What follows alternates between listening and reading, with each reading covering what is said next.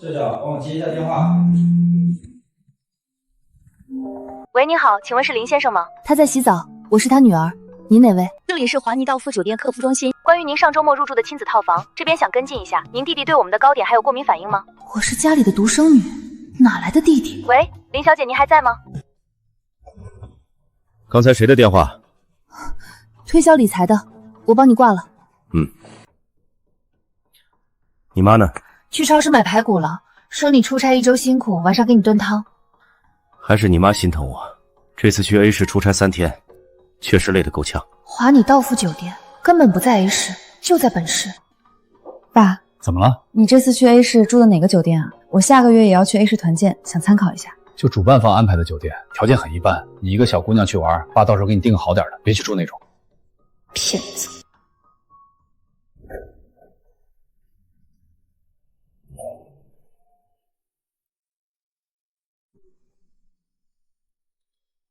对了，账单，我学财务的，父母很多电子账单都绑定的我的邮箱。上周六消费人民币8800元，收款方华你道夫酒店餐饮娱乐。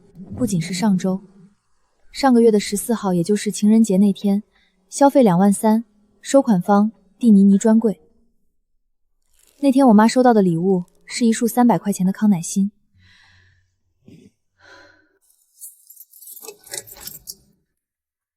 老林，笑笑，出来帮忙拿一下东西。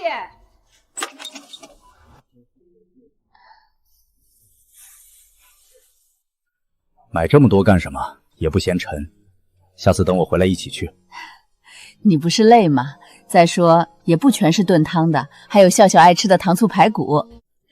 账单骗不了人，爸爸也不像演戏，真相到底是什么？这次去 A 市出差，我特意去给你买了点燕窝，明天让笑笑给你炖了。你呀，就知道乱花钱。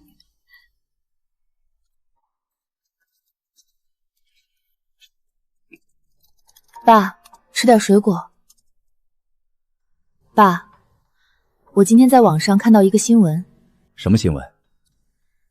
一个男的瞒着老婆在外面养了小三，还生了孩子，结果被原配发现了，闹得身败名裂。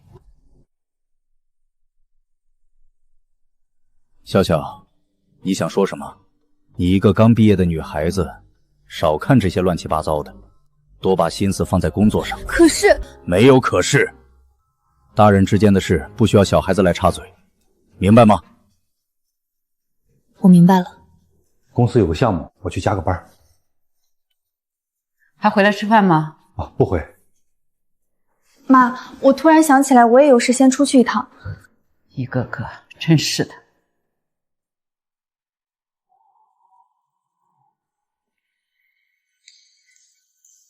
您好，我想查一下上周末林建国先生的入住记录。我是他女儿，他有东西落在这里了。登记入住的除了他还有谁？抱歉，这涉及客人隐私。那您能不能告诉我，当时和他一起办理入住的女士大概长什么样？那位女士很年轻，看着不到30岁，穿得很文艺，像个搞艺术的。不到30岁，搞艺术的。蒂妮妮应该是这个。你好，我想问一下，上个月14号有没有一位姓林的先生来买过一条项链？有的，林先生是我们这儿的 VIP， 那天他带了一位非常漂亮的女士来，买的是我们当季的限量版满钻项链。那位女士叫什么名字？您知道吗？好像叫苏青，林先生叫她青青，两人感情可好了。那位女士还说项链太贵了不要，林先生非要买。苏青。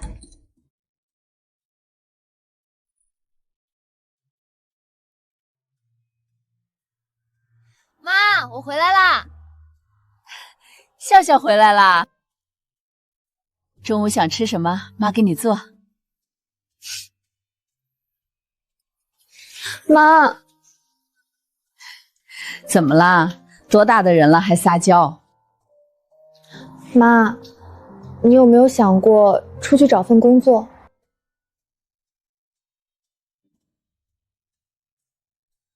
找什么工作啊？妈都50多了，再说你爸也不让，他说他养得起我，让我安心在家享福就行。我不能直接告诉我妈，她有高血压，受不了这样的刺激。我必须先找到确凿的证据，找到那个苏青。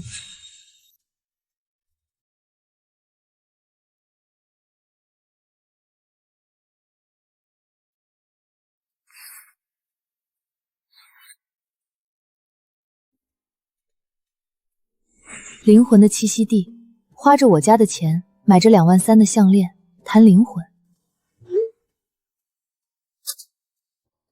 带宝贝体验逃离城市喧嚣的周末，感恩那个在背后为我们遮风挡雨的男人。背景里的地毯花纹和华尼道夫亲子套房的宣传图一模一样。这是我去年用第一笔实习工资给我爸买的生日礼物。这些帖子的定位很多都是半山林雨别墅区，那里的房子随便一套都要1000万起步。我爸一个建筑公司的合伙人，哪来这么多钱？笑笑，工作找的怎么样了？要是实在找不到合适的，爸安排你进我们公司。不用了吧，我想自己试试。脾气还挺倔，随你妈。爸，我今天在城南那边逛街，看到半山林雨的别墅挺漂亮的。你跑那边去干什么？就是路过，听说里面住的都是些搞艺术的，真有钱啊。林笑，我发现你最近越来越不务正业了，整天盯着别人有钱没钱，你的心思都用在哪儿了？我只是随便说说，你发什么火？我是教育你，做人要脚踏实地，别学那些虚荣的坏毛病。行了行了，孩子就随口一说，你生什么气呀？快喝汤消消气。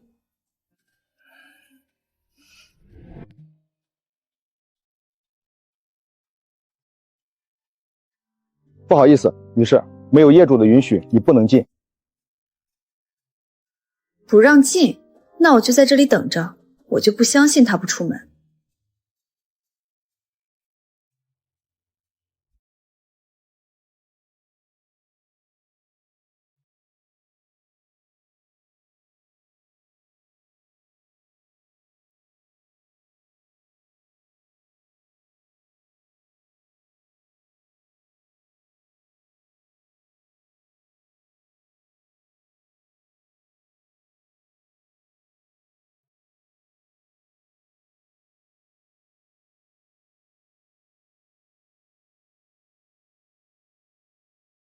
妈妈，爸爸今天会来看我吗？爸爸工作忙，要赚大钱给轩轩买玩具呀。真是荒谬。请问你有什么事吗？苏青是吧？我是林建国的女儿。我不认识什么林建国。不认识？那要不要我把你在华里道夫酒店的消费记录，还有你脖子上那条蒂芙尼项链的发票发到网上去？你想干什么？聊聊。轩轩，你先跟着张阿姨回家，妈妈晚点回来。既然你找过来了，我也没什么好瞒的。我和你爸是真爱。真爱？花着我家的钱住着大别墅，这就是你的真爱？小姑娘，你懂什么是爱情？你爸在你妈那里只是一个提款机，一个工具，只有在我这里，他才是一个有血有肉的男人，一个被仰望的灵魂伴侣。真让人恶心！恶心！你爸心甘情愿给我花钱，给我买房，给我买车，你知道为什么吗？因为我能给他提供情绪价值，而你妈那个黄脸婆只会每天围着灶台转，满身油烟味儿，你会后悔的。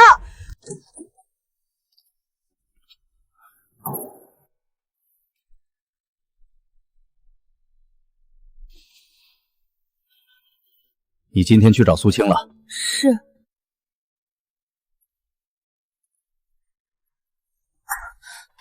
老林，你干什么打孩子？你问问他干了什么好事？跑到别人幼儿园门口去闹事，我的脸都被你丢尽了。我闹事？我只是去看看花了我家2000万买别墅的灵魂伴侣到底长什么样。笑笑，你说什么？闭嘴！林笑，你再敢胡说八道一句，就给我滚出这个家！该滚的不是我，是你，是你背叛了这个家，在外面养小三，连私生子都3岁了。好，既然你都知道了，那我也没什么好瞒的。没错，轩轩是我的儿子，苏青是我的女人。淑芬，这件事本来想等笑笑结了婚再告诉你，既然现在闹开了，那我们就把话说清楚。我不和你离婚，你还是林太太，这个家一切照旧，每个月的生活费我照给，但以后我1周要去城南住3天，你别管也别闹，咱们好聚好散，对大家都好。如果我不同意呢？不同意？不同意你就去法院起诉离婚，但我告诉你，你1分钱都分不到，到时候你连住的地方都没有。你50多岁了，一身的病，离开我你拿什么活？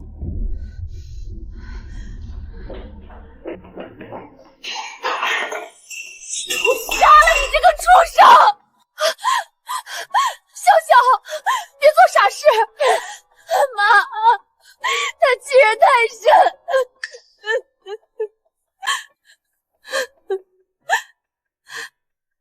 闹够了没有？我今晚去城南住，你们想通了给我打电话。妈，对不起，是我没用，我帮不了你。傻孩子，哭什么？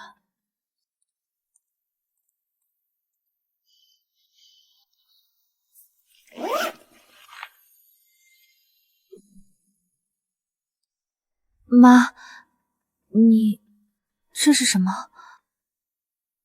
你以为那个回访电话是打给你的吗？你以为那个回访电话是打给你的吗？那个电话是我让酒店打的，只是想让你看看你崇拜了24年的爸爸到底是个什么东西。他忘了，想当年我是市里最年轻的高级会计师，你真的以为他转移资产的那些手段能瞒得过我的眼睛？妈，你早就知道了。比你早半年。从他第一次用海外账户走账的时候我就知道了。那你为什么不说？我妈今天的背影为什么这么陌生？她到底要拿什么？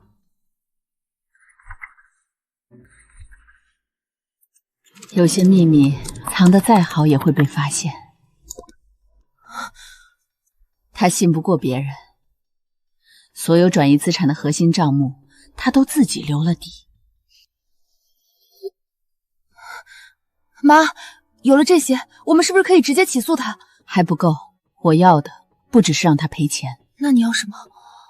我要他进监狱10年起步，而且一个子儿都别想带出来。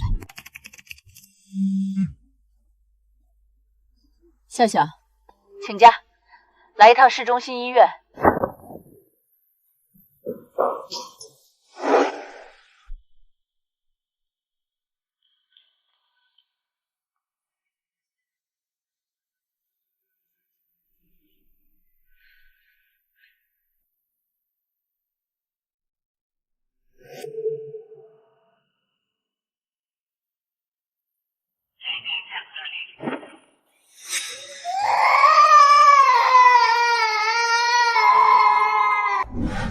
怎么回事？苏青先兆流产，林建国开会开到一半，跑过来送她急诊。她又怀孕了？是啊，你猜林建国现在最缺什么？他缺钱，他把所有的现金都砸进了那套别墅和画廊里，现在公司账上没钱了，下个月的工程款都发不出来。那他怎么办？他想拿我们现在住的这套房子去抵押。昨天他给我打电话，让我准备好房产证和身份证，说公司周转需要我签字。你没给他吧？当然没有，不仅没有，我还要送他一份大礼。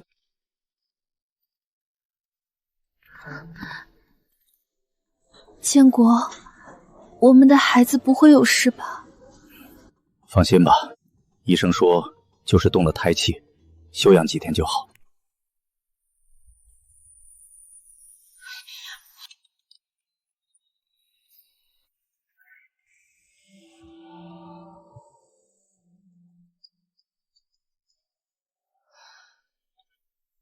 喂，淑芬，那房产证你找出来没？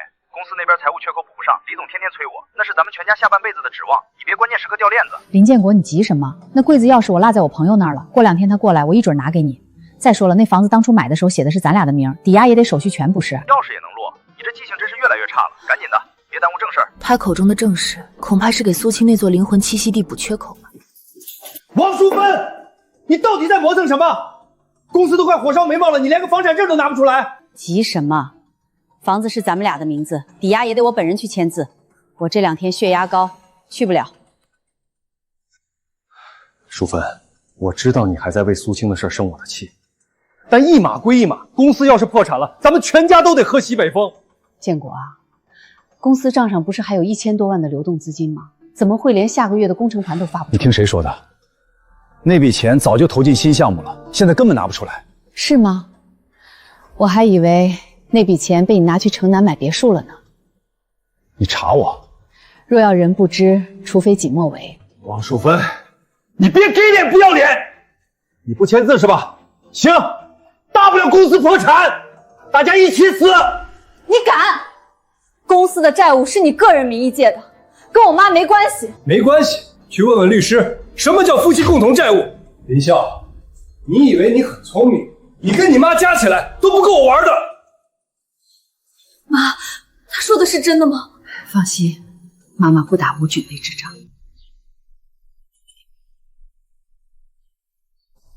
笑笑，陪我去一个地方。去哪儿？城南。师傅不用开进去了，停小区门口就行。妈，你是要找苏青吗？妈，我们来这儿干嘛？见一个人。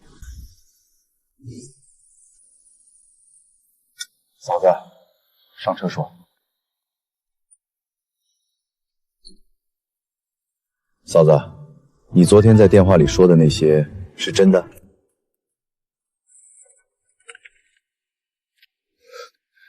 嫂子，这些都是真的。每一笔都可以查。老李，你和建国合伙15年，你拿他当兄弟，他拿你当什么？混蛋！怪不得上个月供应商催款，他死活说账上没钱。李总，他现在想拿我名下的房子去抵押填公司的窟窿。如果他抵押成功，这笔烂账就彻底做平了，到时候你们再想追究就难了。他休想！嫂子，你想怎么做？嫂子，你想怎么做？我让他净身出户，并且把吃进去的钱连本带利吐出来。但我一个人做不到，我需要老李你配合我。怎么配合？第一，老李你以公司大股东的身份向公安机关报案，控告林建国职务侵占，证据我已经准备好了，你只需要签字。第二，召集其他股东们开临时股东会，免除林建国的一切职务。第三，如果老李你愿意，帮我出庭作证。嫂子，你跟他过了30年，你就一点都不心软，我怀笑笑9个月的时候，他在外地出差，我一个人半夜破水，打了3遍120才等到车。住院5天，他一个电话都没打回来。笑笑3岁发高烧，我一个人抱着他去医院，他在外面应酬，说不就发个烧吗？现在他外面不但有人了，连孩子都有个3岁了。老李，你说我还有什么资格心软？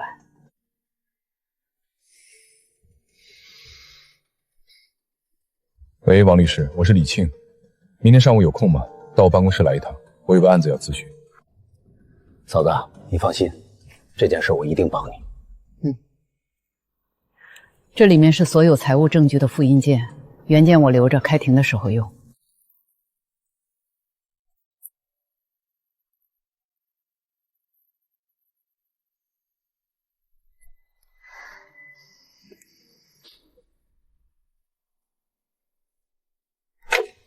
嫂子，你是个狠人。不狠的女人，在这个世界上活不下去。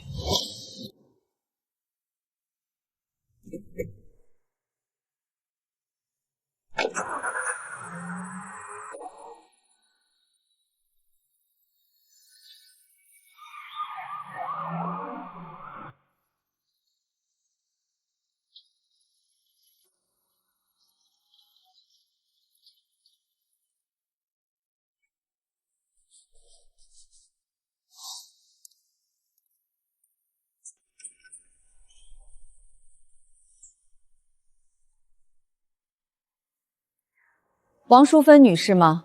我们是市中级人民法院的。王淑芬女士吗？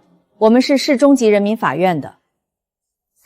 这是财产保全裁定书，请您签收。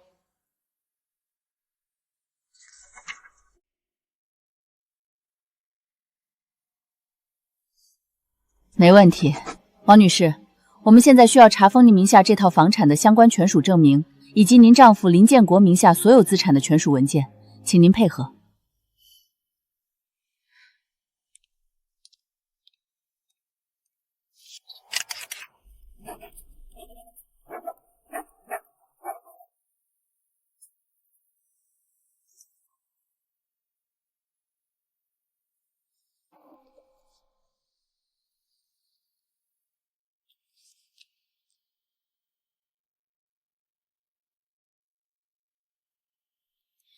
这套房子建筑面积176平，登记在王淑芬和林建国名下，各占50%。城南半山林雨别墅一套，面积310平，登记在苏青名下，但首付款和月供均来自林建国账户。我申请了追偿，相关证据已随起诉书一并提交。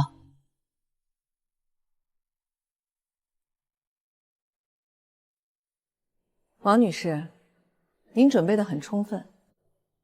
30年夫妻，总要有点准备。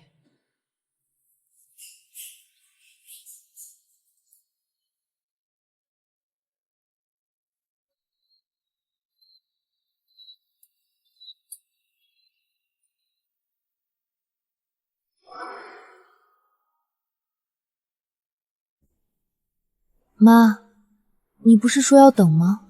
怎么这么快？再等下去，这套房子真要被拿去填他的窟窿。我申请的是诉前资产保全，他现在名下所有资产，包括城南那套别墅、那辆保时捷、公司股权、所有银行账户，连他藏在办公室宝柜里的现金，今天上午全部被冻结。妈妈，你怎么神不知鬼不觉收集到的证据？这半年里，你……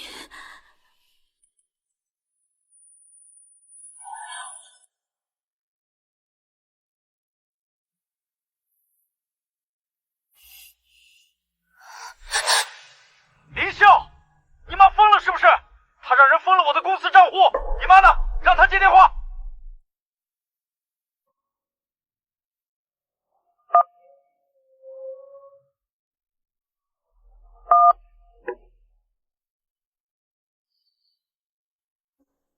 我在。王淑芬，你到底想干什么？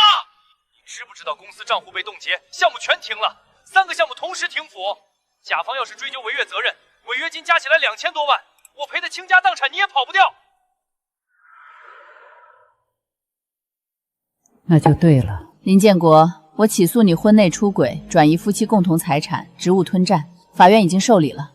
诉前财产保全只是第一步，接下来还有证据交换、开庭审理、刑事移送，你慢慢来，不着急。你慢慢来，不着急。你说什么？你起诉我？对，我要跟你离婚，而且不是你提的那种好聚好散，我要你净身出户，1分钱都别想带走。你给苏青买的别墅、保时捷、奢侈品，包括你存在他名下的所有资产，我都会一笔一笔的追回来。你疯了？你凭什么？那些钱是我赚的。凭你转移的2300万夫妻共同财产，凭你挪用的1800万公司公款，凭我给你留的每一笔账、每一张发票、每一段录音、每一封邮件，你在家里说的每一句话，在书房打的每一个电话，我都有一份配分，我都有一份配分。王淑芬，你以为你能赢？我告诉你，笑笑，从现在开始，你爸说的话一个字都别信，他说的每一个字都是为了骗你心软。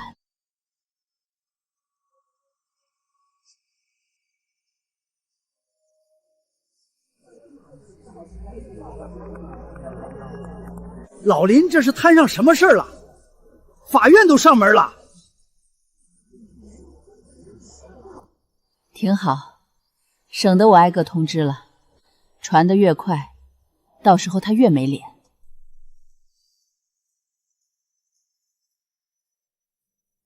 妈，你不怕邻居说闲话吗？说闲话？我一个被出轨、被转移财产的原配，有什么闲话好说的？该丢脸的人不是我，该害怕的人也不是我。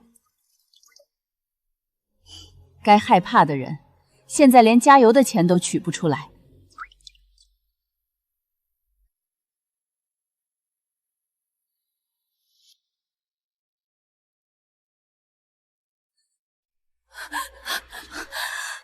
林香，求求你，让你妈撤诉好不好？凭什么？你爸要是坐牢了，你们母女俩能落到什么好？他是你亲爸，你就眼睁睁看着他去死？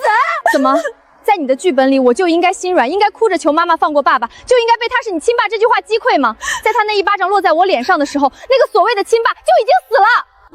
我肚子好痛啊！你知不知道我肚子里的孩子不能没有爸爸？我肚子好痛啊！你知不知道我肚子里的孩子不能没有爸爸？医生说我一胎不稳，如果再受刺激，这个孩子可能保不住。求求你了，就当是为了一条无辜的小生命，你也是女孩子，你懂的，孩子是无辜的。苏青，我问你一个问题，轩轩到底是不是我爸的儿子？当然是。你胡说什么？是吗？那就等法院的亲子鉴定吧，到时候一清二楚。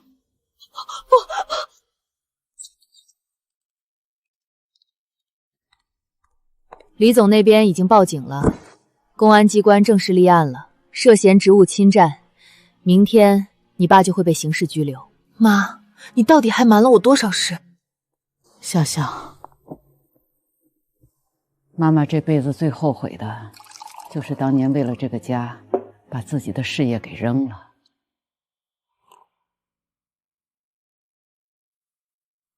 但嫁给你爸这件事，我不后悔。但嫁给你爸这件事，我不后悔。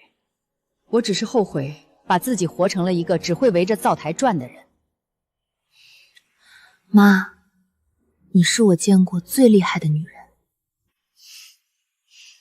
傻孩子，妈不厉害，妈就是不想让你觉得女人被背叛了就只能忍气吞声。妈，以后我养你。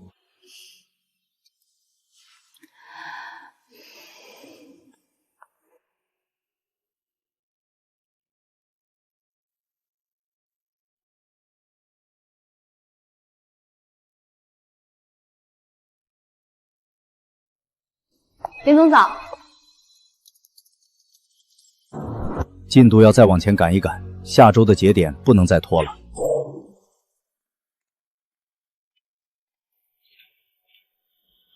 李林建国，我们是市安局经侦支队的，你涉嫌职务侵占，请你配合调查。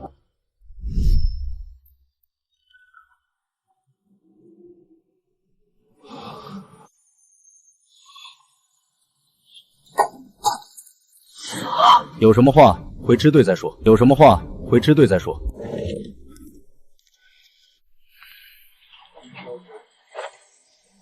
林总这是怎么了？好像是经济问题。不会吧？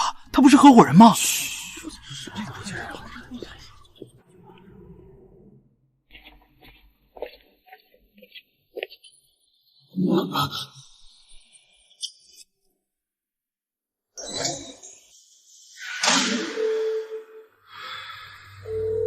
嫂子，老林被带走了。嫂子，老林被带走了。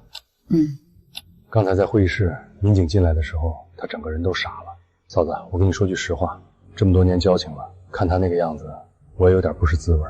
但一想他干的那些事儿，自找苦吃。经侦那边证据确凿，涉案金额超过2000万，审讯估计今天就开始，他跑不掉了。老李，那套别墅的首付和月供走的都是公司账，我把补充材料发到你邮箱了。还有苏青画廊的那些虚开发票，每一张我都做了比对表。好，嫂子，经侦那边也跟我通了气，苏青作为共犯，这2天也会被传唤。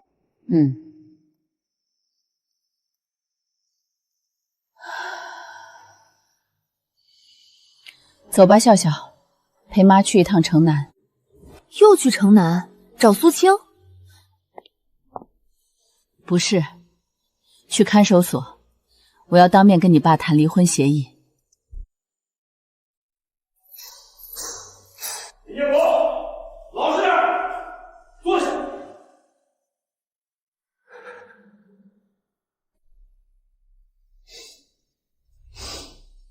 淑芬，我错了，我真的错了。淑芬，我错了，我真的错了。你撤诉好不好？我不想坐牢，求求你了，我求求你。林建国，离婚协议我已经准备好了，房子、存款、车子，所有股权全部归我。另外，你要书面承认你转移的2300万夫妻共同财产，并放弃追诉权。淑芬，你不能这么绝情。咱们夫妻30年，笑笑还没结婚，她需要爸爸，她马上要嫁人了，没有爸爸怎么行？需要爸爸？你在华尔道夫亲子套房露着别的女人给她买2万3的蒂芙尼项链的时候，想过你女儿需要爸爸吗？你威胁我的时候，想过你女儿需要爸爸吗？而且，笑笑不需要一个罪犯当爸爸。你不签字也行，职务侵占罪1800万，根据刑法第271条，数额巨大，处5年以上有期徒刑，处5年以上有期徒刑。加上你通过苏青画廊虚开发票的部分，总额超过2000万，属于数额特别巨大，10年起步。另外，你在公司的另外3笔违规担保，涉及金额800万，量刑至少12年。如果你不签这份离婚协议，我会在法庭上申请从重处罚，到时候你在里面待10几年，我一样可以起诉离婚，你1分钱都拿不到。你选吧。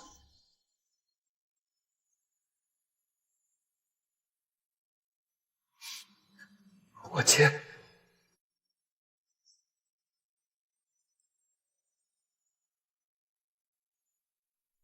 人字最好写，一撇一捺，站得直，走得正。淑芬，你能不能让我见见轩轩？那是我儿子，就算我做错了事，孩子是无辜的，你让我见见他，就一面，我求你了。林建国，有一件事，我觉得你应该知道，苏青已经被警方控制了，她的手机里有你和她的所有聊天记录和转账记录，但还有一些记录你可能不知道。什么记录？苏青在跟外3个男人保持着关系，其中有2个是她在你之前就认识的，一个叫阿杰，是她老家的初恋，2人从高中就在一起，一直没断。你给她的钱至少有1/4转到了阿杰的账户上，阿杰用这些钱在他老家开了一家烧烤店，生意不错。一个叫陈总，是他画廊的投资人，比你大3岁，身家比老是陈总出的。换句话说，你帮他还了陈总的情债。还有一个叫小周，今年26，是个健身教练。你给他买的那辆保时捷卡宴，大部分时间是小周在开。你出差的时候，小周就住在那套别墅里。小区保安的证人、门禁记录、监控截屏全部都在。轩轩的亲子鉴定结果昨天出来了，他不是你的儿子。他不是你的儿子。你说什么？你胡说！你骗我！这是我今天带来的最后一份文件，是一份司法鉴定中心的报告。报告上写得很清楚，排除林建国为林某某的生物学父亲。他自己也说不清轩轩的父亲到底是谁，可能是阿杰，可能是小周，也可能是陈总，但肯定不是你。苏青，他骗我，他骗了我，我的钱，我的儿子，我的一切都是骗我的。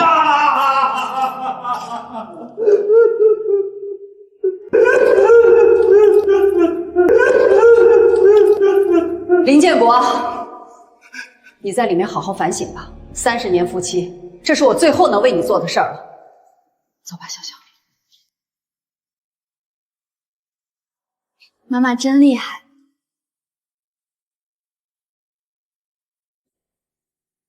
那，你恨他吗？不恨了，恨一个人需要力气，我的力气要留着过日子，而且他不值得我恨。走吧，妈请你吃顿好的，想吃什么？糖醋排骨。又吃糖醋排骨，吃不腻？只要是妈做的就不腻。你这孩子。有些东西碎了，就再也拼不回去。但他不一样，他把碎片捡起来，磨成了刃。那天阳光很薄，他走在我前面，步子很稳。我想，他等这一天，等了很久。母亲走在我前面，旁听席里已经坐了一些人。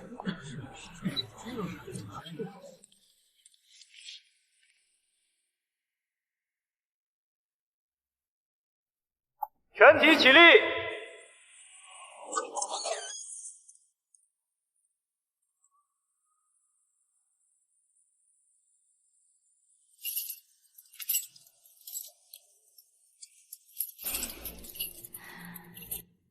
那个曾经西装革履、头发梳得一丝不苟，在饭桌上指点江山的男人消失了。被告人林建国犯职务侵占罪，数额特别巨大，判处有期徒刑12年。犯挪用资金罪，数额巨大，判处有期徒刑5年，数罪并罚，决定执行有期徒刑15年。另，被告人林建国在羁押期间因故意伤害他人身体致一人重伤，犯罪事实清楚，证据确实充分。被告人林建国在看守所探视过程中，因感情纠纷与被害人苏青发生争执，构成重伤2级，同时造成被害人流产，构成重伤1级，其行为已构成故意伤害罪，且情节恶劣，判处有期徒刑15年。以上数罪并罚，合并执行有期徒刑50年。50年，那出来都105了，说不上是什么感觉，但我知道他这辈子就算交代在里面了。他的眼睛扫过旁听席，我以为他会在人群中找我，或者找我妈，但他没有。他的目光是飘散的，是一种我从未见过的彻底的空洞，像一盏灯，毁于湮灭。他的目光是飘散的，是一种我从未见过的彻底的空洞，像一盏灯，毁于湮灭。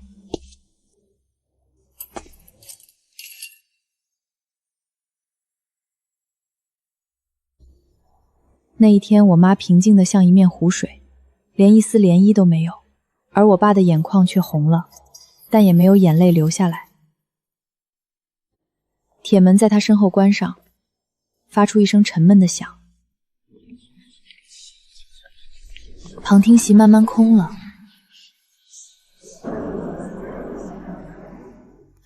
妈，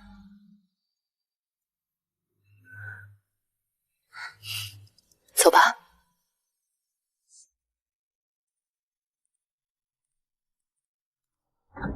外面的阳光猛地扑过来，刺得我睁不开眼。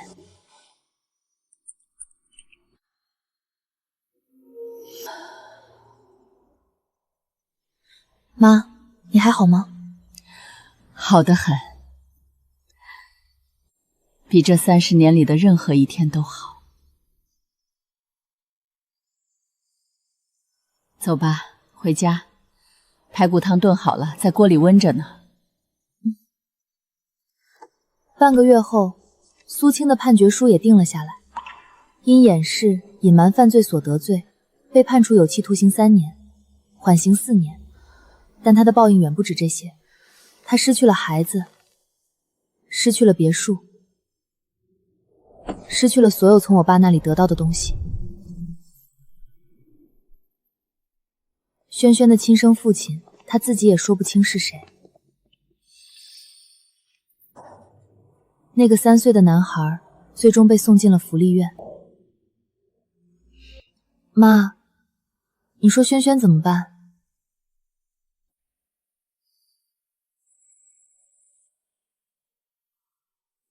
那是苏青的孩子，不是我们的。可是，笑笑，这个世界上最难的事情，不是帮助别人，是知道自己帮不了谁。我们帮不了轩轩，我们连自己都刚刚从废墟里爬出来，没有资格去救别人。而且，轩轩需要的不是同情，是一个完整的家。我给他不了，你给不了，没有人能给得了。我给他不了，你给不了，没有人能给得了。但是如果你以后有本事了，想帮助像轩轩这样的孩子，妈妈不拦你。但现在你要先把自己活好。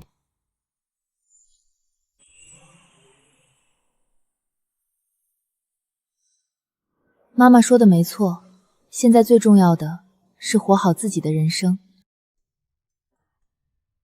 笑笑，你说我开个会计事务所怎么样？可以啊，妈，我支持你。不过名字呢，你想好了吗？就叫一心会计事务所吧。因为啊，一辈子只做一件事儿，一颗心只给值得的人。妈，这感觉不错，你觉得呢？妈，这感觉不错，你觉得呢？可以就这儿吧，省得再找了。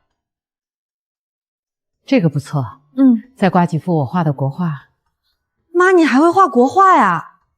年轻的时候学过国画，后来结了婚又怀了你，就渐渐放下了。嫂子，听说你这新开了家会计事务所？你的消息倒是灵通。我也不拐弯抹角了，嫂子。前段你不是帮老肖处理了税务的事儿吗？今天借着这个由头，我给你介绍几个客户，你要不要来啊？你老李都这么帮我了，我肯定来呀。先挂了啊，我去准备准备。哎，老肖有一次夜11点给他打电话，说税务局要来查账，急得不行。要不是他凌晨2点把所有账目整理完毕，老肖哪能第2天就把账目给税务局看？王姐，我这的账目也需要整理一下，你看啥时候来啊？行，明天就来帮你。那就谢谢王姐了，我敬你一个。妈，这都一整天了，妈你不累吗？累啊，但是开心。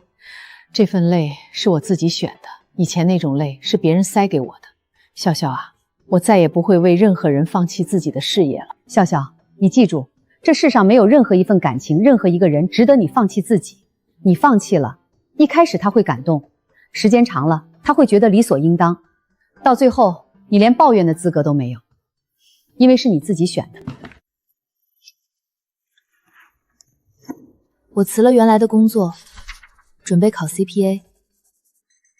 复习的那半年是我人生中最苦的日子，每天早上6点起床，背书到晚上11点，中间只吃2顿饭。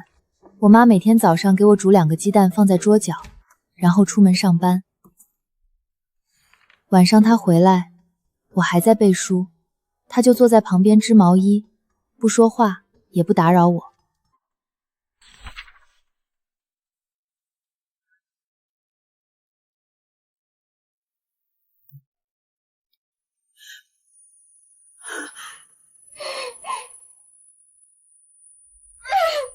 妈，过了，我过了。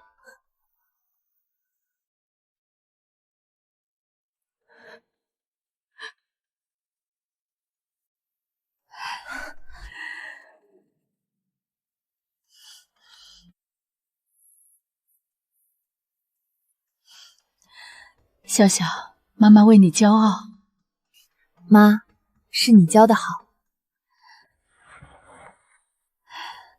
不是我教的，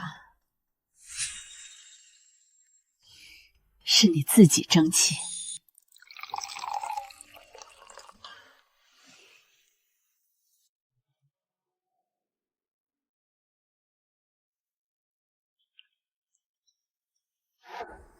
干杯！干杯！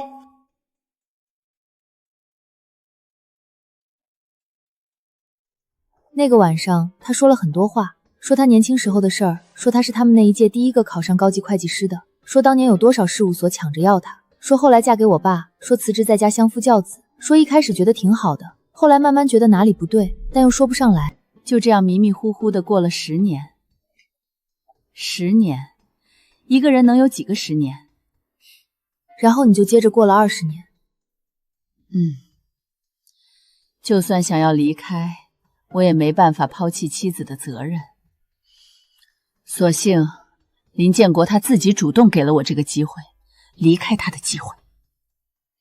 妈妈在阳台上种着很多绿植，每天早上浇花、修枝剪叶、换盆换土，养了10几年，一年比一年茂盛。花盆里是她自己埋下的根，土壤之上是向阳而生的繁花。喂，嫂子，今天我去看老林，他老了很多，头发全白了，走路也驼背了，像70、80岁的人，说话也不利索。他让我给你带句话，他说对不起你。他还问笑笑怎么样。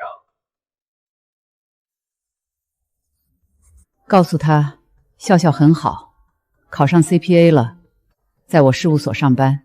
好，我转告他。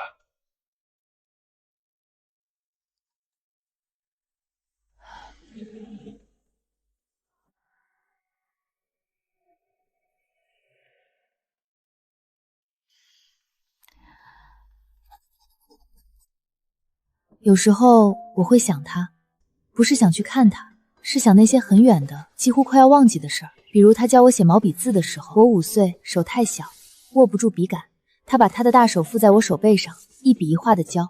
比如我6岁那年元宵节，他把我扛在肩膀上看烟花。好不看？好看。以后每年都带你看。可是后来，他再也没有带我看过烟花。那他是从什么时候开始变成另一个人的？是他第一次跟苏青认识，是他第一次从公司账上转走80万，是他第一次从公司账上转走80万的，还是更早他就已经是那个人了？也许他一直都是那个人，只是我从来没看清过。又或者他曾经真的是那个，只是后来变了。死在华尼道夫酒店的亲子套房里，死在2万3的蒂妮妮项链上，死在他一巴掌打在我脸上的那个晚上。我们好久没去散步了，妈，要不我们去城南新开的那个公园散步吧？你饶了妈吧，妈这几天连轴转，累坏了。那我们周末的时候再去公园散步吧，正好那天我们都放假。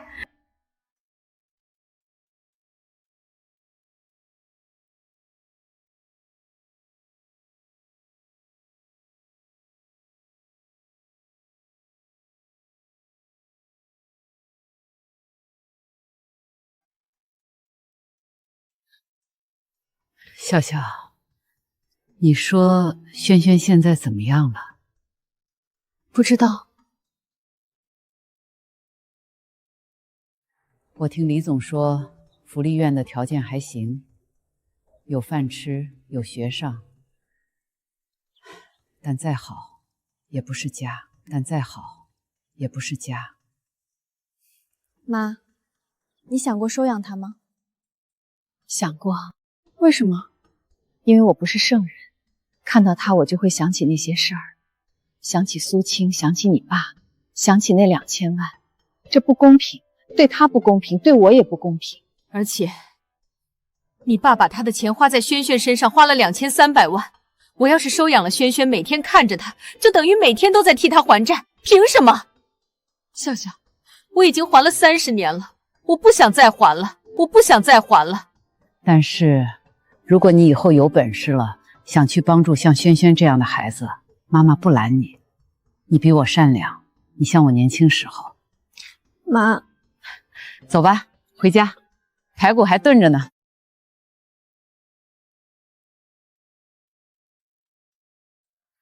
我要吃2大碗饭。好，好，好，好，好，好，没人跟你抢，你这孩子真是的。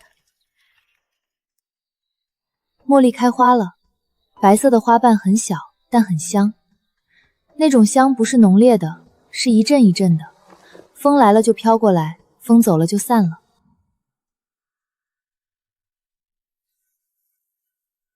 妈，你还记得我爸长什么样吗？不记得了。妈妈说的，算了，真假都不重要，答案也不重要。真假都不重要，答案也不重要。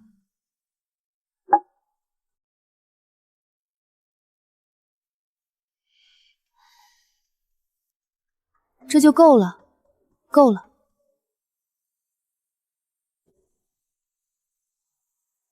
妈妈说的对，女人这一生最不能放弃的是自己。我曾经以为保护妈妈是我的责任，但最后我发现是妈妈保护了我。她用30年的忍耐换来了我24年的无忧无虑，然后她用半年的布局换来了我们后半生的自由。